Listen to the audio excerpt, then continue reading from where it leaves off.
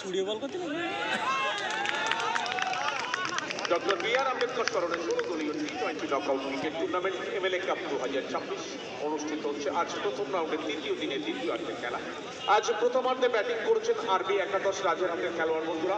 তারা নির্ধারিত 20 ওভারে 200 রান করেছিলেন। 201 রানের লক্ষ্যমাত্রা নিয়ে রতাইবাগান করাই কমিটি এখনো পর্যন্ত 12 ওভার শেষে 5 উইকেট হারিয়ে 78 রান সংগ্রহ করেছেন।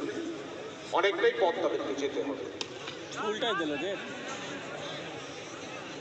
সবাই বাউন্ডারি লাইন বরাবর বাউন্ডারি রান বাঁচানোর জন্য খেলোয়াড়রা একটি করে রান নিয়ে নিচ্ছে।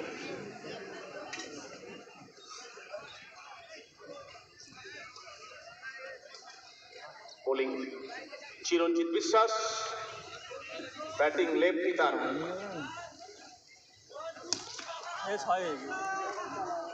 একেবারে মিড অনের উপর দিয়ে বল সরাসরি